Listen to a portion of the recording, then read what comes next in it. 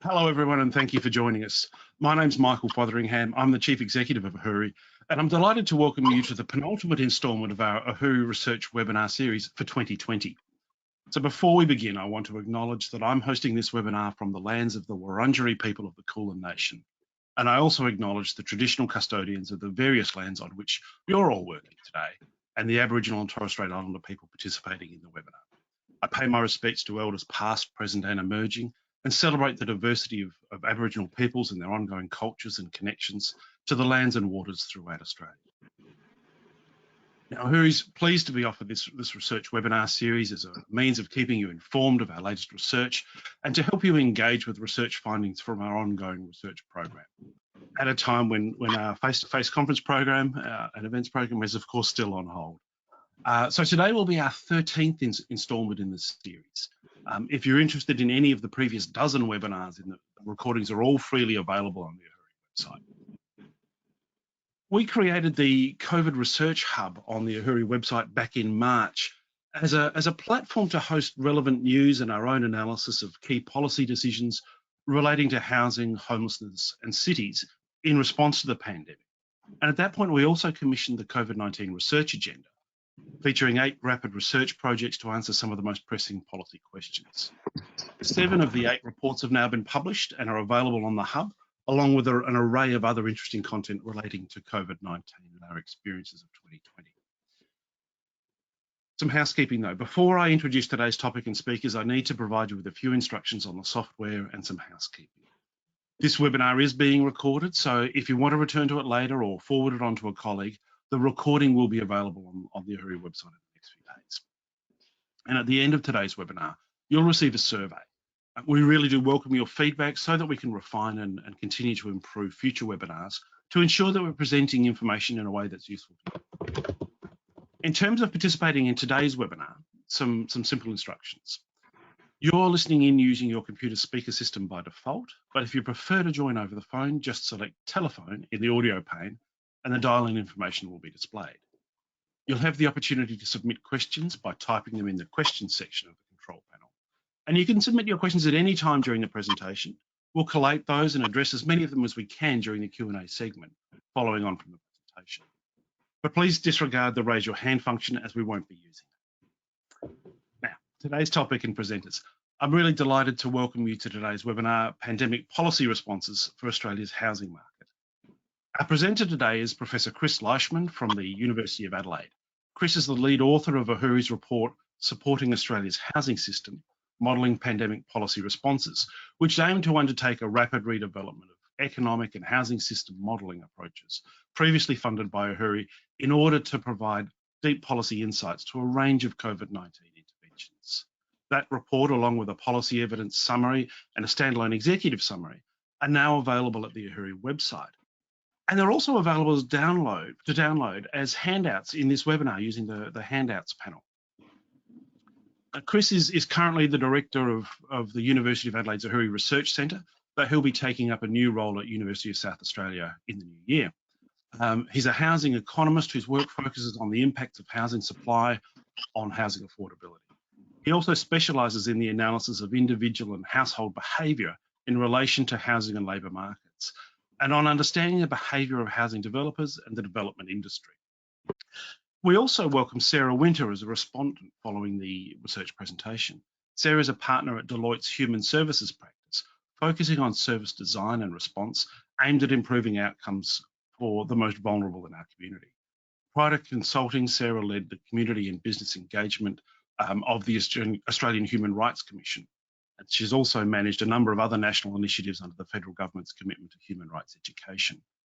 So the format for today's webinar will include a research presentation followed by a short sector response from Sarah. After that, I'll facilitate a discussion with our 2 participants and take your questions from the audience. So feel free to ask a question at any time throughout, and I'll do my best to include it in the formal Q&A session. So it's now my pleasure to hand over to Professor Chris Leishman. Okay, thanks very much, Michael, and thank you for the opportunity to present today and give a little bit more detail about the work we did in the course of this research project. And thanks to the participants in the webinar for taking some time out of your day and listening to us. So Can we go to the next slide, please? So, I mean, if we cast our minds way back to the beginning of the year, this is when this project was actually conceived, and we can think about how different the world was then. You know, when the pandemic hit, we immediately realised actually that housing was going to be central to the response, not just in Australia but internationally. You know, housing became very important overnight. It became a place of sanctuary, a place that we could live, work, carry out our jobs, and also children carried on their education, students carried on their education as well, and became a public health weapon as well, almost overnight. But of course, the early stages of the pandemic were marked internationally by very heavy lockdown, patterns of lockdown, and massive scale job losses. And so we were motivated to ask, well, what could happen to the economy? What could happen to the labour market, to unemployment and job losses through the course of 2020 and potentially into 2021? And what would actually do to you know, the potential for causing more homelessness? And the thing we focus on in particular is this concept of housing affordability stress. And so what we wanted to do was look at which individuals and which occupations are likely to lose their jobs, and what that would then do to household incomes, and then what would that then do to the ability of those households to actually meet their own housing costs. And so we were interested in knowing that number, how many people, how many households are potentially at risk because they're in a precarious labour market situation, and they're in a precarious housing situation because they have very high housing costs relative to their incomes. And the report also looks at investors as well. So we carry out some analysis of how many households actually are in a precarious position themselves, but they also actually own an investment property of their own. Of course, we know that the private rental sector has been particularly hard hit through the pandemic. Lower income workers in public facing jobs were disproportionately affected, and then disproportionately in the private rental sector, which is fairly lightly regulated in Australia by international standards. So these are the key questions that were so motivated to study. If we can have the next slide, please. So it's worth pointing out that, you know, housing affordability stress isn't a new concept. It did actually exist even before the pandemic. And so what we did in this project is we used the HILDA survey, which is a long-running survey, covers 18 waves, and it's got a lot of detail on the composition of households, socioeconomic and demographic details, labour market details, income and housing costs. And we looked at the year of 2018, which is the most recently available year, and essentially we worked out how many people are living in housing affordability stress in that year. And then we carried out a number of statistical exercises, which is sort of a bit like carrying out you know, like a computer simulation, or it's almost like a simulation game. Effectively, what we did is we manipulated the data and replayed the year 2018, and that kind of established a range of things that could be happening during the pandemic and could also be happening in 2021. And so what we found is, we found this baseline of 472,000 or so households who are privately renting. They're currently in housing affordability stress. That's defined as they're in the lowest 40% of the income distribution, and they're paying at least 30% or more of their income by way of housing costs.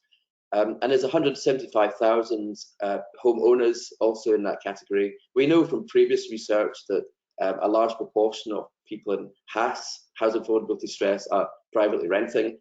We also know there's some overlap between this measure and the poverty line, for example, and other measures of material deprivation.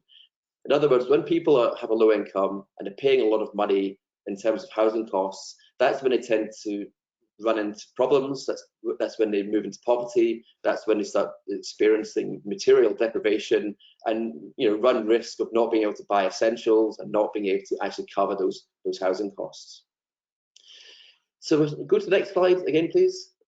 So the first step we carried out very early in the project is we carried out some very quick estimates to ask, looking at these economic sectors that were really hard hit in the early days of lockdown, the public-facing jobs in hospitality and retail and training and so on that had large-scale job losses. We asked, well, how many households in Australia have a household member working in one of those sectors and are paying fairly high housing costs?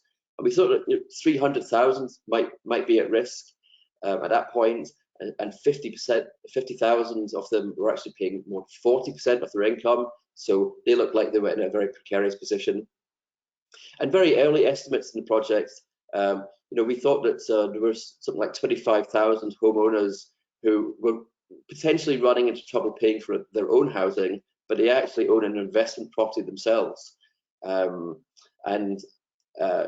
so they're in this position of it's almost a house of cards. They're losing their income, they're struggling to pay housing costs, and they might actually have a tenant who might be in a similar position. So it could be a real problem. And next slide, please.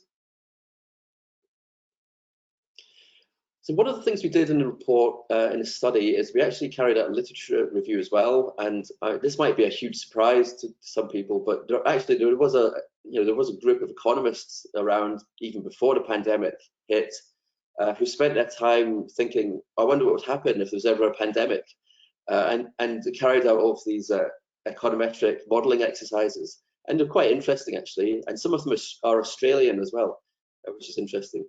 The thing is, though, that they tended to look at something like a SARS or a flu outbreak scenario, which is much less severe than COVID-19. And so the estimates they come up with are much lower than what we've seen through the COVID-19 pandemic. But these studies did predict that a pandemic would lead to things like a need to socially distance, what we now know to be a term called social distancing. It didn't even exist a year ago. So there'd be a need to reduce face-to-face interaction. That would impact on very public-facing economic sectors. There could be a slump in international travel. And then there's knock-on impacts to consumer confidence. People stop spending money, partly because of their incomes declining and partly through a behavioural effect. And then there's a loss in business confidence that reduces investment. There's an accelerator effect associated with that. So when businesses aren't investing as heavily, it tends to slow down economic growth. So these are the range of factors, problems painted by these studies, which give rise to economic impacts. But they sort of predicted impacts ranging from 0.5% through to 7% contraction to GDP. But most of the studies actually at the low end of that, 0.5 to 2%. We already know that this pandemic has had a much more significant impact than that. So next slide, please. So what were the forecasts early in the pandemic? So the IMF were forecasting global downturn of between 5 and 7% for Australia in 2020. But if we cast our minds back right to the beginning of the year, some of the predictions at the time were really quite alarming and dramatic. So there were some extreme forecasts in Australia for unemployment rising to up to 25%. There were also predictions of a fall in house prices of up to 20%. And over the last week, there's been a lot of news in the media about the housing crash that didn't happen and so on. So we know that we've avoided the worst of these effects. But nevertheless, this study was carried out much earlier in the year, so it has a wide-ranging look at these different scenarios. The more recent forecasts are more subdued. So global growth was negative growth, 4.4% in 2020, and IMF are predicting growth of 5.2% next year. So that gets us close to where we were before the pandemic, but not actually quite back to where we were. And the RBA reporting a recent rise of 3.3% in the last quarter. So the outlook is improving, but we're still not going to get back to 2019 levels probably in 2021. So that's just really to update what we did in the report itself. So if we go to the next slide now, please. So in the report, we looked at a number of economic scenarios, and we had to cast the net quite widely because, frankly, no one had a clue what was going to happen in 2020, never mind 2021, and it was a huge range of different economic forecasts. And so we looked at a number of early studies. So CEDA carried out an early study, and this is way before JobKeeper and JobSeeker were designed and introduced. So we developed a scenario which looked at that very early pattern. So this is the way the economy reacted before the interventions. When a lockdown hit and it was quite severe, there was a huge loss of jobs, but it heavily concentrated in accommodation, food services, arts, recreation, real estate services, so the really public-facing jobs. And then we looked at the ABS statistics to look at sort of the real change in employment by economic sector, and we looked at 2 quarters. We looked at the first and second quarter of 2020, and we see some interesting similarities, but also differences.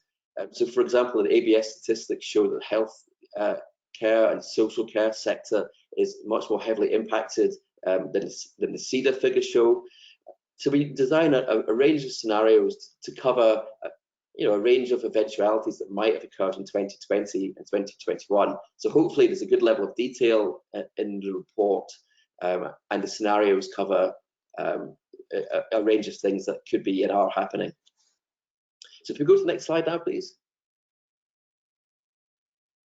So there was a lot of uncertainty at the time the research was designed, and so what we did is, as well as looking at the impacts of in 2020, we tried to look ahead to what might happen in 2021, and we established 3 basic scenarios, which are the most extreme one really is that the scale of job losses by, when I say scale, I mean by economic sector. So looking at these different economic sectors, that the scale would actually mirror the pattern that we saw before JobKeeper was introduced. So early in the pandemic, before these interventions happened, when countries all around the world were locking down extremely heavily and it was large-scale job losses. That's probably the most extreme scenario. And then 2 other scenarios based on ABS statistics, and they're very simple. One is that job losses in 2021 have fallen back by about half of what we saw in the second quarter. And a more severe scenario, which is that actually they accelerated, the job losses were more severe than we were witnessing in the second quarter of the year. So next slide, please.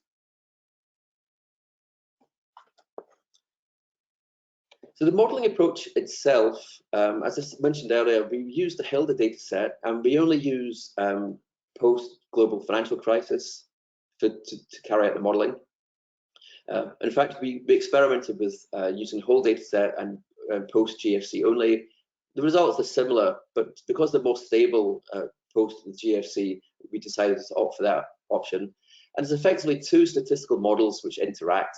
And so there's one equation which predicts whether or not individual people choose to participate in the labour market. And then there's a second one which is recursive to that. So if people are participating in the labour market, there's an equation which predicts whether or not they'll be employed. And variables that go into a model like this, include things like age and educational attainment, demographic variables, and so on. And the model is quite good. It's fairly accurate. It predicts the probability of these 2 outcomes quite well for those years 2009 to 2018. But then what we do is we pick out the last of those years, 2018, and say, well, let's set that up as a baseline and imagine it's the pre-pandemic position of Australia. And then we model various interventions to see what the pandemic does. So we add a weight to individual people, and that weight essentially represents the economic sector they're working in. So if they're working in hospitality or retail, that weight is very different to if they're working in the financial service sector. So the weight is linked to the probability of job loss by economic sector. And then we rerun 2018 and then calculate unemployment again. Of course, some households don't lose anyone from the labour force, others lose 1, others lose 2. So the important thing is then we work out the consequentials of the job losses on the household itself, In other words, we calculate their new household income, and then ask, we ask, are they going to be in housing affordability stress? That's the key thing that we do. And so we produce a baseline estimate of 783,000 in terms of unemployment. And then the model, we calibrate it as closely as we can to capture the Treasury reported figures. And we come up with something like 3.3 million additional unemployed as a result of the pandemic, before the introduction of JobKeeper and JobSeeker. So that's close to, but not quite the same as the Treasury's reported 3.5 million on JobKeeper at its peak. And so next slide, please. So as I mentioned earlier, housing affordability stress is defined as the 30-40 rule. It's a method only used in Australia, but it's thought to be very effective in capturing these difficulties in paying housing costs. And we come up with a baseline estimate of 956,000 in housing affordability stress. So that's people who were in that problem before the pandemic hit. But when we can apply eligibility for Commonwealth rent assistance, that reduces the number to 758,000. So that's the important number. 69% of private renters, it falls to 61% after CRA. I mean, obviously, homeowners do not get Commonwealth rent assistance. It's targeted towards the private rental sector. So it's actually quite effective in reducing some of that burden. And 270,000 of them are in severe housing affordability stress, which means they pay 50% or more of their income by way of housing costs. So that's a very severe measure of that. And so next slide, please. And just a quick profile of people who are actually in housing affordability stress. I mean, there is a slightly heavier weighting towards older households, representing 27% of cases. There's a very heavy weighting towards low educational attainment. There's a heavy weighting towards single adults, and there's obviously quite high representation also, disproportionate representation of sole parents. But when we look within Australia, there are regional differences, but it's fairly uniform within Australia. No enormous discrepancies jump out. So next slide.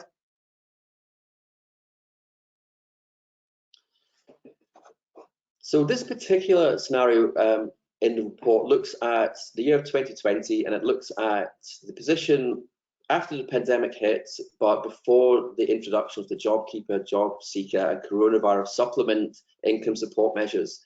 So in other words, it's designed to replicate the pattern of job losses that we saw by economic sector, and as reported by the Treasury in their review of JobKeeper in July this year. In other words, what it's trying to do is capture what would have happened to unemployment and to the number of households in housing affordability stress if there hadn't been that that measure of income support.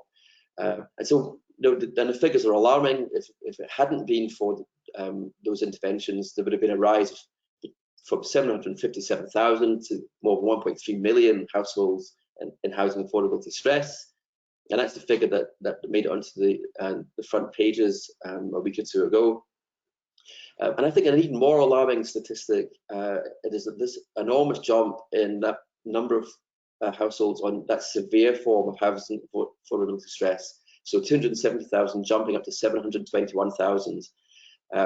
But just emphasising that if the job losses occurred with distribution as shown on this graph by economic sector, and if there had been no interventions at all by the federal government in terms of the income support measures. And so next slide, please.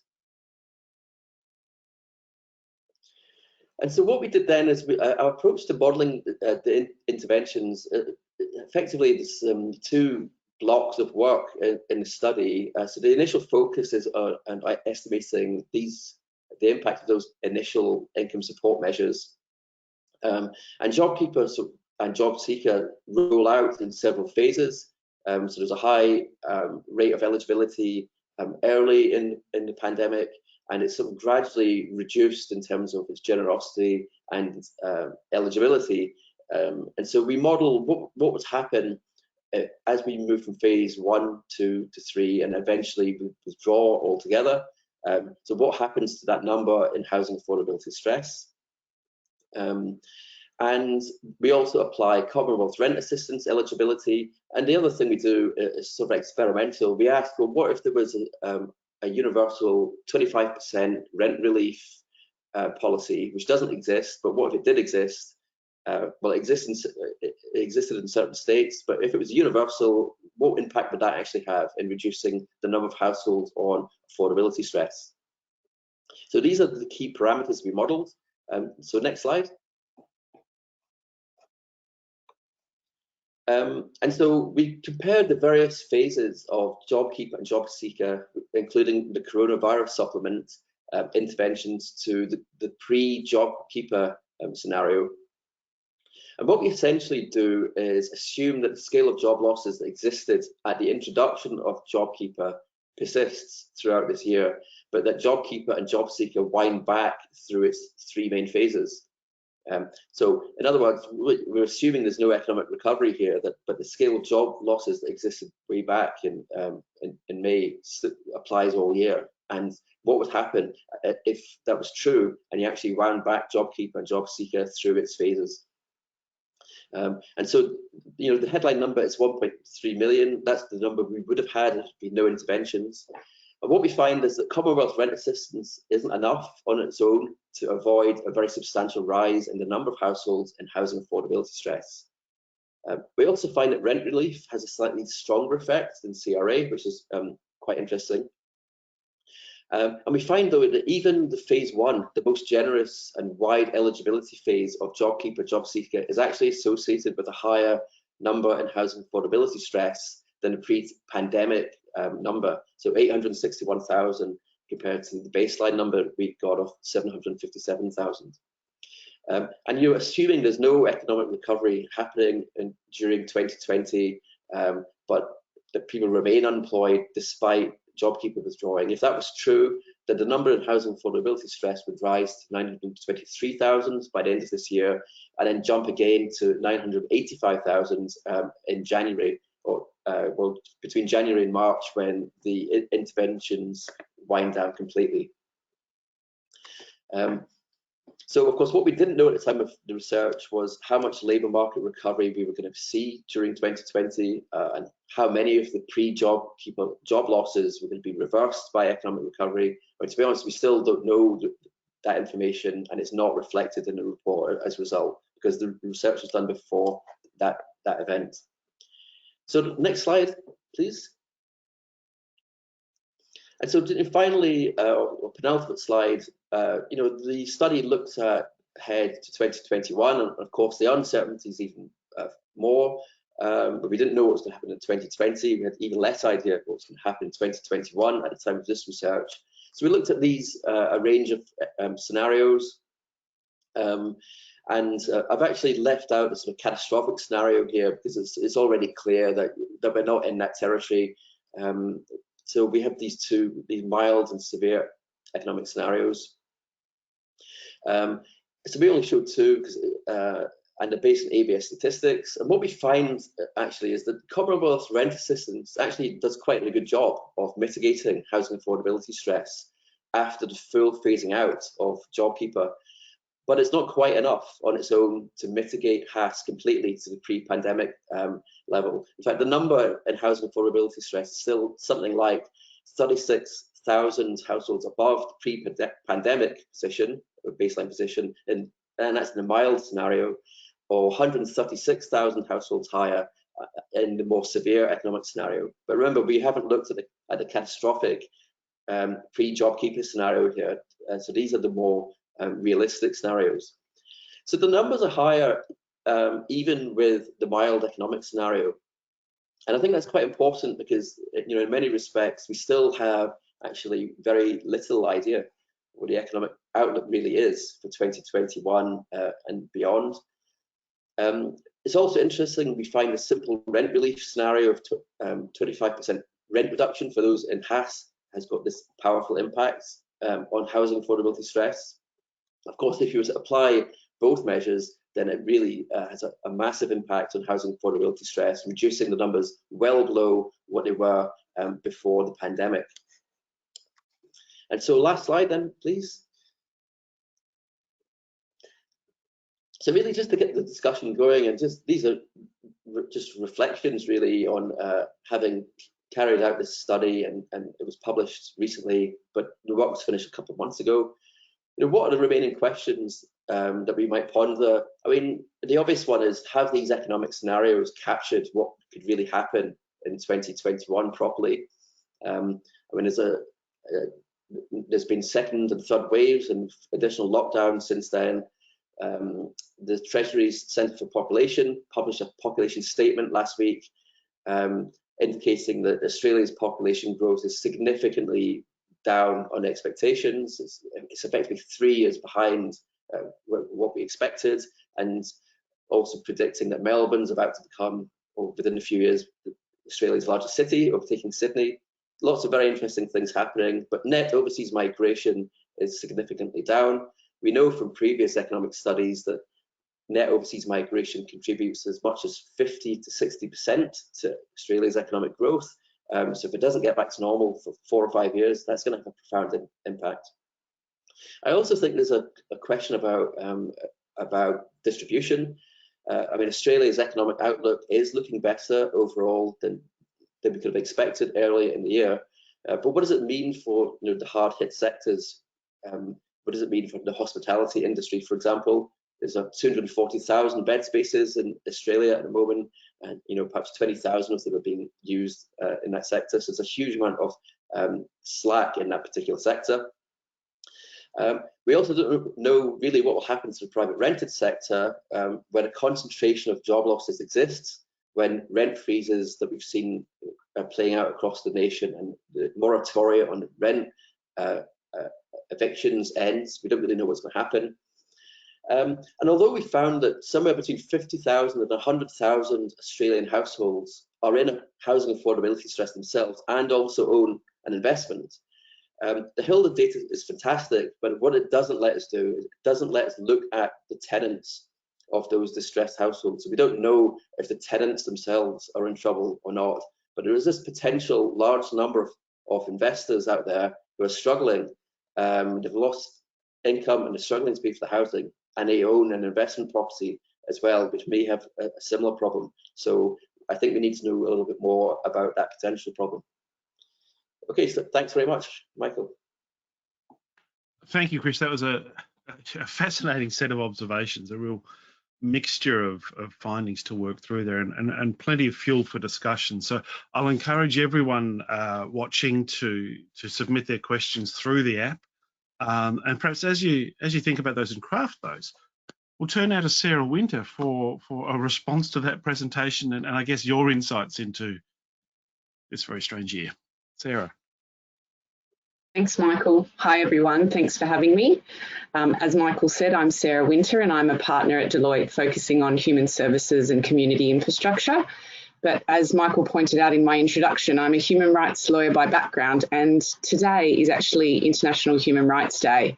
So I think it's a good reminder that housing is actually a human right, and that the housing market, guided by robust public policy, should respond with that objective in mind. And I say these things up front because I guess these sentiments underpin some of the reflections that I'm going to speak through today. First, I wanted to thank AHURI and Chris and his research team for this really interesting work. When I reflected on the work, it raised in my mind 3 ideas which I'd like to talk through quickly today. The affordable housing customer and their place in an inclusive housing market, government levers, and industry innovation. So starting with the affordable housing customer. As you all know, there are some working definitions on housing affordability stress, and Chris just took us through those and what might constitute affordable housing. However, in my work with government and housing providers, it is clear that those definitions vary broadly when it comes to designing responses. Who has housing affordability stress? How severe is the stress? What their specific needs are? Which of these groups might require affordable housing to meet those needs? And how do we design interventions or actions that could make a difference to different affordable housing customers?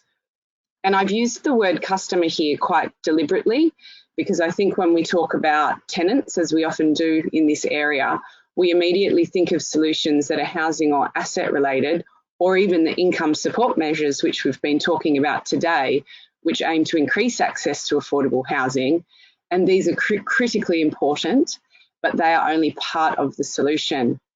What I really like about the research that Chris has done, it makes a convincing demonstration that pandemics do not apply equally. The impact is more acutely felt by people in lower socioeconomic brackets, older people, younger people, sole parents, which we assume are also disproportionately women. I really found the statistic interesting that there was a cohort of people acutely affected, 46%, that had no post-school qualification. So this really supports the call in the research that we need actions that are better targeted to those impacted, but it also supports the broadening out of the actions that we need to take to address the vulnerability or discrimination that are experienced by some of those groups. It's also really important to point out that when designing these additional supports, they are likely to be different to the type of wraparound supports we are used to discussing when considering the needs of social housing customers. For example, the frequency or length of support might vary, and the research talked about and looked at the impacts between something like rent relief and CRA that actually are targeted to different kinds of outcomes. There also might be less focus on addressing underlying trauma before training, education, or skills initiatives can be effective. I don't mean to make generalisations in saying this, but I am influenced by that finding about the post-school qualifications and how we can kind of target specific supports to address that need. And there may be interventions that are about enhancing access to finance and business planning that might be the kind of services that affordable housing customers might require. And obviously the benefits to government and the community that stack up to make the economic case for investment will obviously vary along these lines as well. Chris's research also points out that the pandemic has highlighted a significant number of people in housing affordability stress that also have an investment property. He talked about the limitations in that data, so it is hard to paint a picture of the needs of this group. But what do they need, and how is that different to others who might be in mortgage stress or those that are in rental stress? These are really important questions to answer.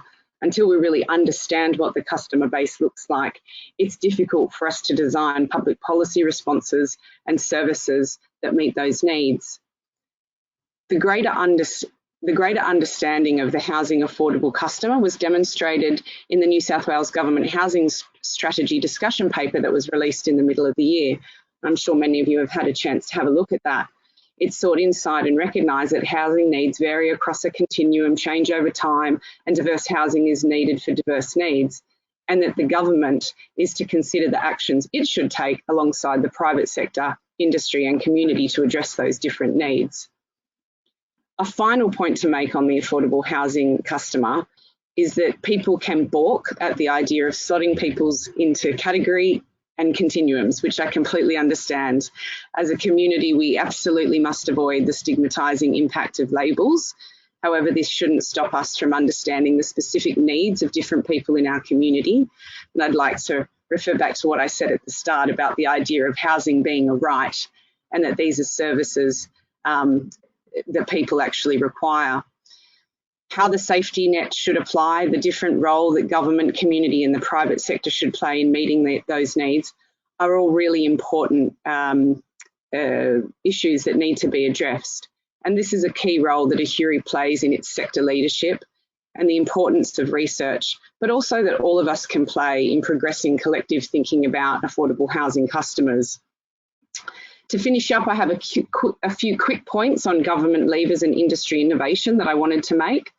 A couple of developments that have occurred over the last few months, which are clearly influenced by the pandemic, but also demonstrate a shift in the approach from government and industry more broadly that I think are important to consider and leverage as we think about what should occur in 2021, 2022 and into the future.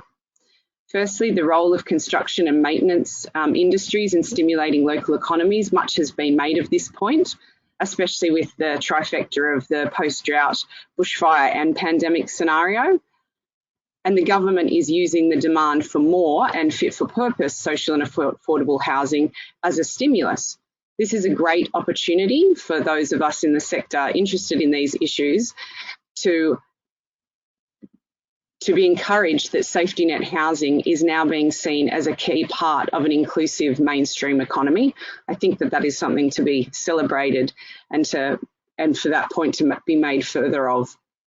We are also seeing more multi-pronged approaches that extend beyond traditional housing solutions.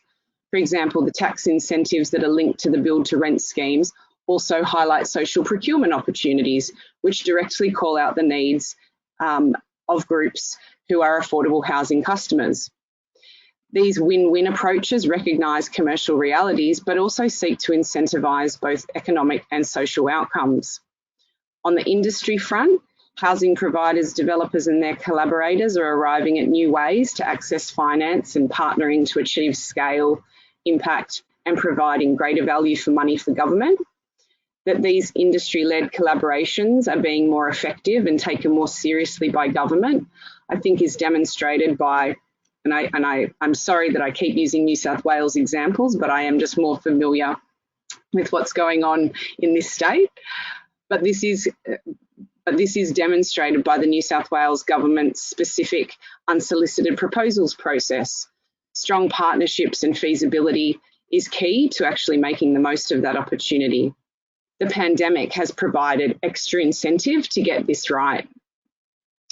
And finally, in the last couple of years, we've seen local government become far more interested in its role in supporting housing and how its asset and land can be leveraged. In some instances, I've seen 3 levels of government coming together to align their objectives and approach the market.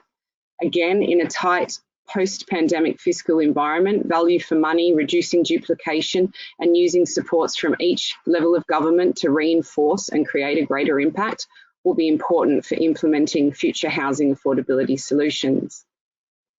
As has been said many, many times this year, we can't waste the crisis, and this means we need to push ourselves to think differently, to design solutions with that customer squarely in our mind, researching and testing what will make a difference and investing in new approaches.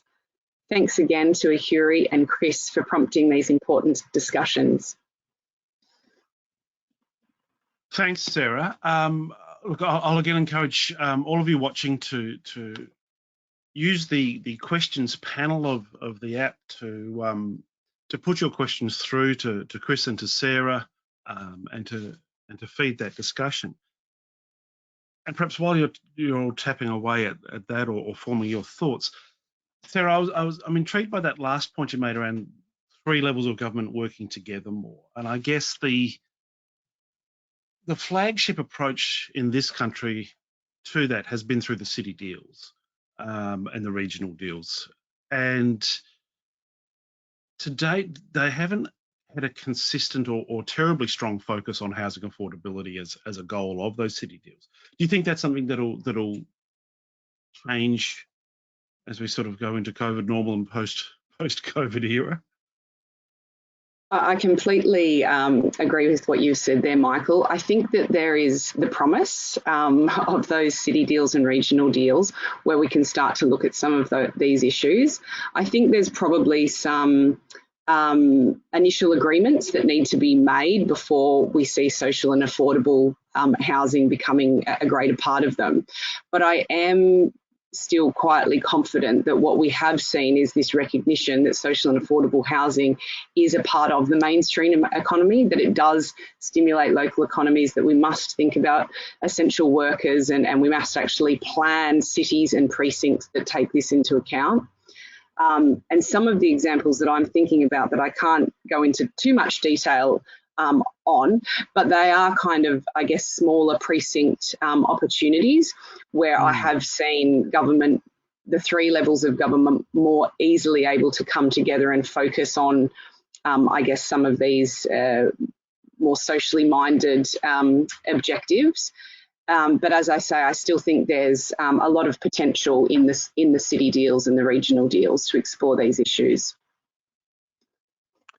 Yeah, I guess the whole way in which governments interact with each other has shifted this year as well. Like, you know, with at a state and federal level, the shift from the COAG model to the national cabinet model, and it's quite different dynamic, and perhaps less red tape surrounding it, might start to open up a new kind of dialogue. But the inclusion of local government in that discussion is another dimension again, isn't it? It's and in the housing space, that's been something of a gap, as you say. So anything that we can do to sort of facilitate that broadening discussion would I think be a positive. Chris, some of the findings of this report, and also of the work led by Rachel Long that we actually had a webinar on quite recently, looking at Commonwealth rent assistance, both spoke to the targeting of those support measures. Do you think that we're heading to a point where the way in which these supports are targeted might start to shift? I mean, short answer. That's speculation and beyond the scope of your research. I know you're going to tell me. Who knows, Michael? That's a question for the politicians. But I think it's likely, though, in my personal opinion. I mean, the income support interventions have clearly been very, very successful in averting a catastrophe, really, in terms of huge number of people not being able to meet their housing costs. But at the same time, it's been phenomenally expensive. And so, although in the report we do actually recommend some consideration should be given to an extension of the final phase of job seeker, actually. So when it's due to end in March, I think that the economic outlook is looking sufficiently precarious that consideration should be given to a little bit more for an extension. I think the key thing is that we don't really know how the economic recovery is going to benefit those worst affected. That's the key problem. But we do know that economic shocks in general tend to widen inequality. So when the economy is booming, the wealthy tend to get wealthier quicker. But also when there's an economic shock, actually the low income and marginalised society are actually heaviest impacted. And we've seen all sorts of very strange things going on. For example, in housing market, where yes, early in the year there was a predicted crash, but we've actually seen prices going up in some places. And quite simply, it's because prospective suppliers have withdrawn from the market so quickly. Demand has fallen, but it hasn't fallen at the same rate. So we've actually seen a relative increase in demand relative to supply, pushing up prices. How can that happen? Well, it's because there is a lot of people around who do actually have quite a lot of wealth, and they have spare money sitting around. They've looked for opportunities to buy more housing assets as well. So I think we need to think carefully about what the economic recovery looks like next year, and whether the timing of withdrawing job seeker is quite right for that main reason. Sarah, that suggests we need to be, or policymakers need to be pretty nimble over the coming months. You spoke to a sort of shift in thinking. Do you think we'll be seeing more sort of rapid policy development over the next few months, or are we stabilising? I think we all recognise that policy development does take time, and there's important reasons for that. There's a lot of consultation and alignment that needs to go on. And having worked closely with government, I'm just aware of how long that can take. What I do think is occurring, and I think that we'll see more of, is that the government is recognising that it doesn't want to be the red tape, it doesn't want to be the blocker, and it wants to enable those in the private sector, in the community sector, to be able to get on and do things. So whilst that doesn't, sort of really answer the question about the government's responses in relation to extending its kind of supports, I think what we will see is the government is quite keen to do whatever it can do quickly to allow the market, the private sector, to get on with the solutions that it can, or the role that it can play in providing solutions for some of these issues. I mean, I think what we saw this year was some incredibly rapid policy development across the country, and some remarkable coordination between jurisdictions too, to arrive at similar solutions, locally appropriate versions of similar, fundamentally similar responses. So in a sense, that's given some courage to policymakers to be a bit more adventurous and a bit bolder in that crisis context. And I guess how we think of where we are now, whether we're on the tail of the crisis or post-crisis, starts to shape how people think. And I think we're all struggling to work out where we are. I think that's right, and I think it's really important to make that distinction between crisis, post-crisis, and what that actually means in terms of, I guess, the public policy process. And when things move rapidly because they need to, that can have a whole range of other sort of unintended consequences as well that I think we tend to be more concerned to get right when we've got more time on our side. So I think it will be interesting to see how much of that rapid policy making does kind of continue, you know, into 2021 and beyond. Absolutely, I think it's a fascinating question about how we continue to respond to the broader context, the economic and social context of COVID and COVID normal or post-COVID. I'm not sure which one we're supposed to be saying anymore. I'd again just encourage anyone who's watching, put in some questions or some comments or your own observations of how things are in your particular space to join that discussion. Chris, it's pleasing that the most catastrophic modelling that you did, the catastrophic scenario, was one that we're already disregarding, and that really the presentation you gave today looked at the two comparatively mild scenarios. Do you think that by and large we're travelling better than most people expected? I mean, it's been an incredibly challenging year, but some of the disasters that were expected, the house price crashes as well, and the massive unemployment, haven't eventuated in quite the same way that we'd been concerned about early on. I mean, how would you rate our momentum going into 2021? I mean, there's no doubt that the economic outlook is much better now than we feared it would be 6 months ago. Well, at the same time, we can't be complacent. We know that outbreaks can happen very, very quickly indeed and lead to lockdowns. So, we know it's going to take a long, long time to roll out the vaccination program. So we shouldn't be complacent. There's a great deal of unpredictability involved about next year. But I think that a significant part of the problem we might face next year is currently hidden. So we do know that there are many private renters who've struggled to pay their rent, and those debts are not forgiven, but simply on hold. Evictions are on hold. They're not going to go away. And we don't know, as I say, about how quickly these very public-facing economic sectors are actually going to recover in 2021. And having spoken to people in the US, the UK, Canada, quite a lot recently as well, there are similar concerns there that through the pandemic, the sort of middle to high income households haven't done too badly, actually, and it's low income households that have been disproportionately affected. So we could see something of a housing disaster playing out next year, irrespective of the fact that there's actually a fairly decent economic outlook, at least at the moment. And that's my main concern. But I mean, I can share Sarah's sentiment about this as well, actually.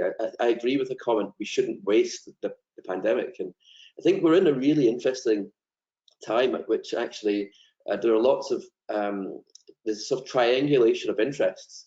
So if you look at the debate about stimulus and social house building, for example, I mean, there's no doubt that Australia needs more social and affordable housing. We know that the sector is very, very small by international standards, and there's a great deal of unmet housing need in Australia. So for all of those social equality and social policy, social welfare arguments, the argument is there.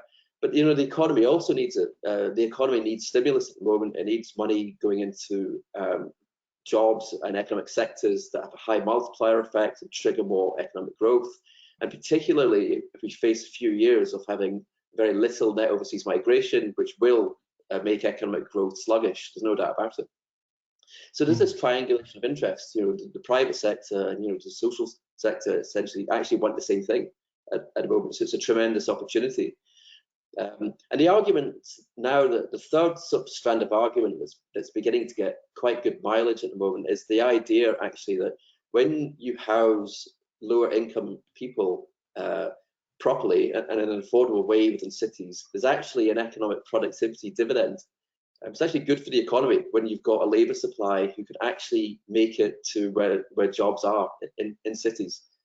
So that's partly a key rocket argument, but it's partly, you know, an untapped economic productivity argument. And I kind of feel that Australia is going to have to be much more inventive over the next few years if it's going to regain the economic growth it had before the pandemic. Interesting. There's quite a lot in that answer to pick up on. Actually, I made several notes of themes to explore more with you. But just drawing on one of the comments coming through the questions, I guess that confusion or the potential for dispute between landlords and tenants, where a tenant believes they have a rent reduction and a landlord believes they've allowed a rent deferral. We're already starting to hear of some of those disputes coming up. That we suspect the sort of the VCATs and NCATs across the country are going to be kept quite busy next year as those negotiations unravel. Sarah, is that something you've had an eye on at all? Are you concerned about those individual agreements across the country? Look, it's not something that I've had much to do with, but I think that the conversation reflects the point that I've been trying to make in understanding the specific needs of this group of people. Some people need deferrals, some people need reductions. The lack of clarity around some of that is partly due to the crisis and you know, kind of needing to make decisions on the fly. But we've got this opportunity now to really think about going forward, what are the right solutions for the right people that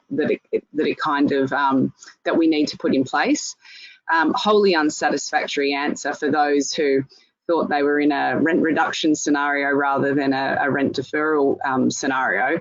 But again, I think that, I guess what I'm saying is these are the lessons that we need to learn from and actually make a more sort of routine part of the tools that we have in our toolkit for a more inclusive housing market. Chris, your comments resonated with the audience. I'm actually going to read a comment that's come back in, starting with stating that they just plain agree with you. You know, there are issues brewing. There are still high levels of mortgaged houses in hardship, and in some states, very low vacancy rates. So JobKeeper will impact unemployment levels, while the market normalisation after the moratorium's end will take time and potentially displace lower income households in the interim. So that sense that we're not just heading back to smooth waters, I think is broadly understood, and we'll have various waves to navigate over the coming months. Sarah, I want to come back to some of your earlier comments in your response around housing as human right, and a couple of people have commented on this and asking about the status of that, I guess, in Australia and internationally. You know, is housing broadly understood as a human right, or is that a more of an ambit claim at this stage?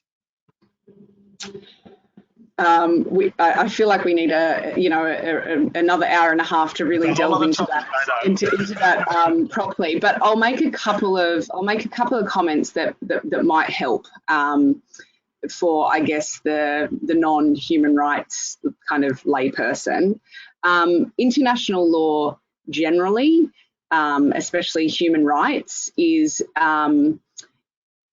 more political than it is legal. is, I guess, the first thing that I would say. So where people, is there a court in this country that you can go to argue some of the international human rights laws?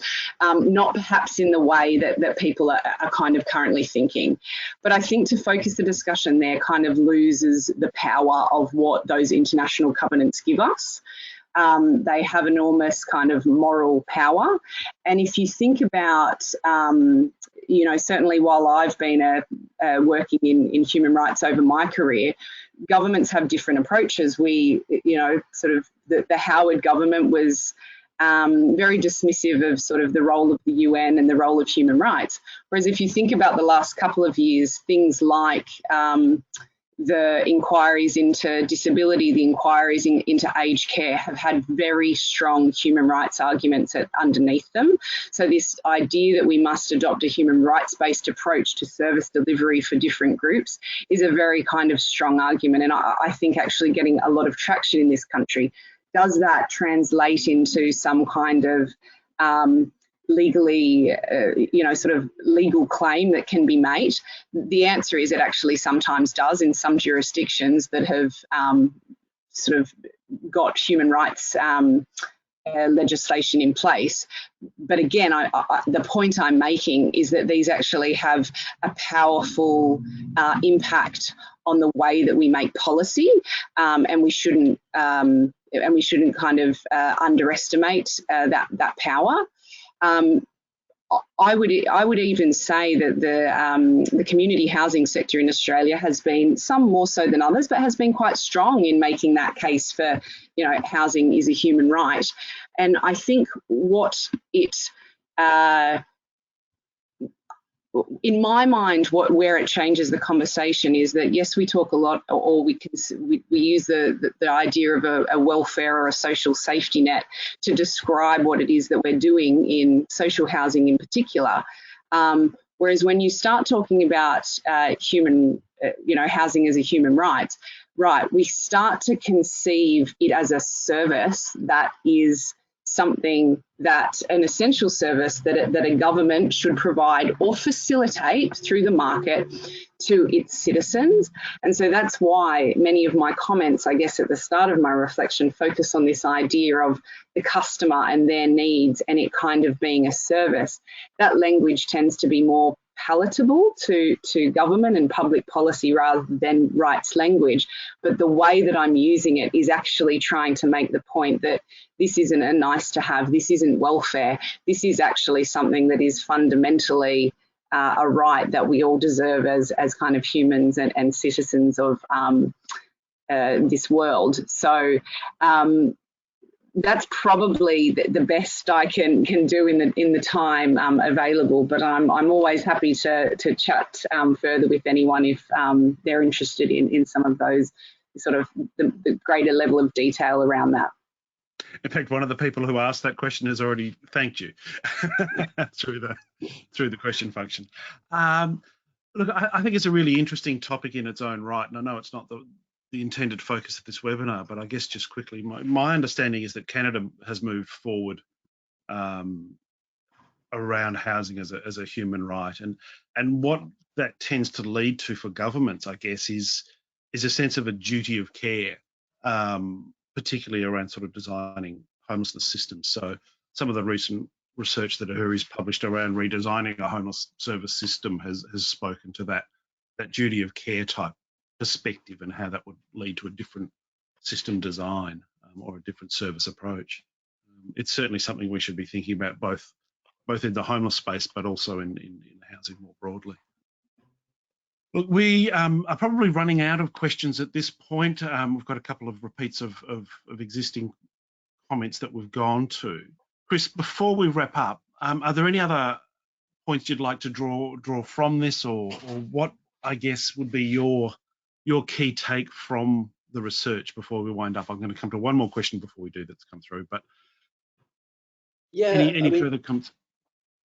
Yeah, I mean, so I think the key thing is we'd emphasise that next year is still looking uncertain, and the recovery is not looking even, but it will disproportionately impact positively those in moderate to higher incomes, I think. And so we're not out of the woods yet. That it may be premature to take off all of the income support measures. Some consideration should be given to an extension, but perhaps more heavily targeted at those in greatest need. I mean, we did a rough calculation, and this really is back of an envelope job, not part of the main study. But you know, extending phase 3 of JobSeeker would cost between $5 and $6 billion. But in terms of the number of people who avoid housing affordability stress, they're at about $80,000 per case. And just to put that in context, you know, if we think back at some of the studies that we've done in the past on, you know, the direct, provable financial and economic costs of homelessness, I mean, the estimates range for a single homelessness case range from $35,000 to $50,000. You know, most of these cases we're talking about here are families, so several people. You know, you quickly get up to $80,000, and that's just the direct impact of costs on healthcare, on criminal justice, and so on. It's not impacts on lifetime earnings. It's not the social costs. In other words, I think it's actually cheaper to avoid these kind of problems developing than come in later and fix them when it's too late. So I think there's actually an economic case here as well as a social one for thinking again about withdrawing these measures too early. I'm smiling not so much at the content of what you're saying, but the coincidence of the question that came in as you started to speak went to exactly the same point. So suggesting that, you know, the annual cost to provide enough support to prevent a low-income household falling into housing affordability stress, or ensuring they don't fall from there into homelessness, is likely comparatively low, whereas the lifetime social and economic costs of a family in homelessness is much greater. And does that create pressure to maintain support for that reason? Sarah, do you think that builds a case to continue or extend support? Well, I think it absolutely can. I mean, I think this is a wonderful point to actually end on, because I think it almost aligns the perspectives that Chris and I are putting forward. I mean, there's a strong economic argument for doing it. So why wouldn't you? If we're concerned about value for money and all those kind of considerations, that there is such a strong argument. I guess the point that I also would like to make is that it also is more aligned with adopting a human rights-based approach to how we, approach housing. So the difficulty always lies in that government can sometimes focus on responding to crisis rather than preventative action. You have to respond to crisis, whereas it's harder to make the case for, because let's face it, it takes additional funding. You do need to get additional funding, and then you prevent those costs down the line, and that is, part of, I guess, the argument that human rights language tries to make is that, we actually have a responsibility, government has a responsibility, society has a responsibility to actually prevent these things before they occur, rather than just continue to, address crisis once it unfolds. Thanks, Sarah. Look, I think that is probably quite a good final point for us to conclude on. It does tie together some of the themes and gives a sense of where we might go. So I'd like to thank you, Chris and Sarah, for speaking in today's webinar, and to thank everyone who joined us today.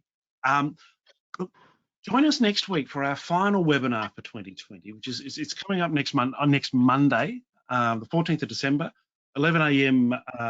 Eastern Daylight Time, where we'll be joined by Professor Ralph Horn from RMIT University, who's going to present findings from the AHURI project, the lived experience of COVID-19, housing and household resilience. So another look at how COVID has impacted on households. We'll be joined there by Emma King, the Chief Executive Officer of VCOS, who'll be responding to the research and its impact on the sector. So that webinar is coming just on Monday. Please do book in quickly. And a quick reminder that we would really appreciate your feedback by completing the short survey that was sent to you today.